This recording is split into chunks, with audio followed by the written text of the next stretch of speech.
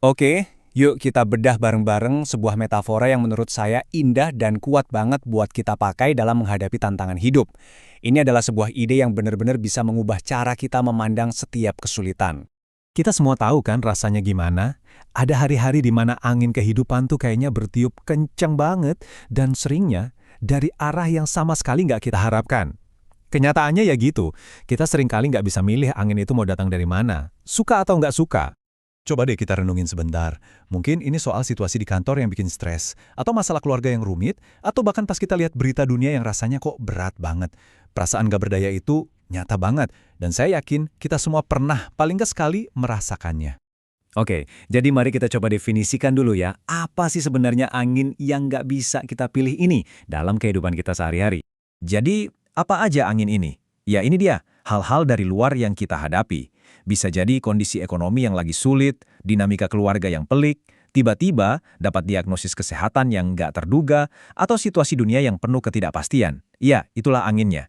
Tapi, nah ini poin yang paling penting untuk kita pegang, semua itu nggak harus jadi penentu kemana kita akan pergi. Nah, disinilah bagian yang paling menarik. Gimana ceritanya metafora seekor burung justru bisa menawarkan solusi untuk masalah ini? Seekor burung kan nggak pernah komplain soal angin, kan? Dan disinilah letak kekuatannya. Slide ini dengan jelas banget memisahkan dua hal. Apa yang nggak bisa kita kontrol, dan apa yang sepenuhnya 100% ada dalam kendali kita. Kita nggak bisa milih angin, tapi kita selalu bisa milih arah terbang. Kita nggak bisa milih keadaan ekonomi, tapi kita bisa memilih iman dan sikap hati kita. Kita nggak bisa sepenuhnya mengontrol kesehatan, tapi kita bisa memilih keputusan terbaik yang kita ambil setiap harinya. Kekuatan itu ada di pilihan kita. Yuk kita gali lebih dalam lagi, karena ternyata angin yang paling sulit sekalipun itu bisa punya tujuan yang sangat mendalam.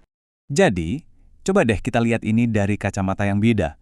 Angin yang berlawanan atau headwind itu sebenarnya bukan hukuman.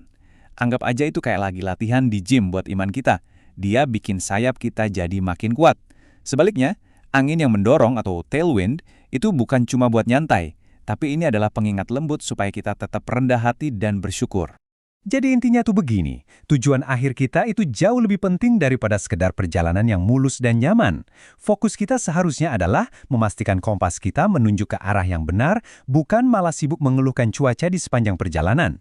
Dan yang kerennya lagi, ide ini tuh ternyata bukan hal baru. Ini adalah sebuah kebenaran abadi yang bisa kita temukan di berbagai budaya dan pepatah-pepatah kuno. Coba kita lihat beberapa di antaranya.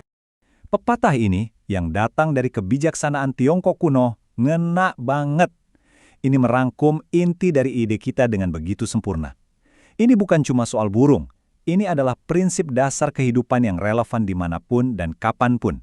Nah, pepatah yang ini melangkah lebih jauh lagi. Lingkungan itu yang angin tadi. Pepatah ini mengingatkan kita kalau kekuatan yang sebenarnya itu bukan ada pada anginnya, tapi pada sikap kita. Atau dalam metafora kita, cara kita mengatur sayap untuk terbang. Kekuatan itu ada di dalam diri kita. Dan yang ini, wah, ini pas banget ngomongin soal headwind dan tailwind tadi.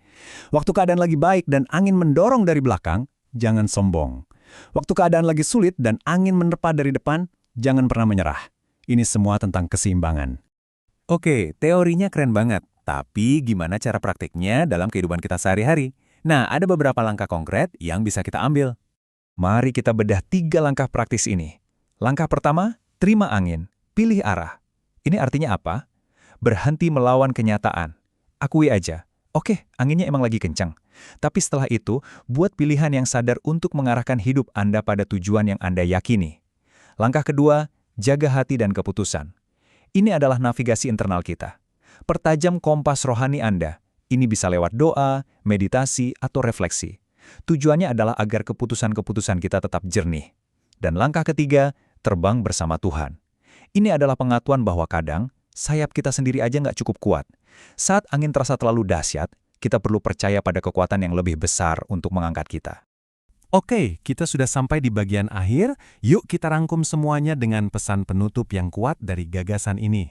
Ini dia, kesimpulan yang penuh harapan dan kekuatan. Ingat selalu, ya, pilihan itu ada di tangan Anda. Bukan pada keadaan, tapi pada respons Anda. Anda adalah pilotnya, bukan cuma sekedar penumpang. Dan sekarang saya ingin serahkan pertanyaan ini kepada Anda. Coba deh pikirkan sejenak. angin apa yang sedang Anda hadapi dalam hidup Anda saat ini. Dan yang lebih penting lagi, dengan semua yang sudah kita bahas, kemana Anda akan memilih untuk terbang mulai hari ini.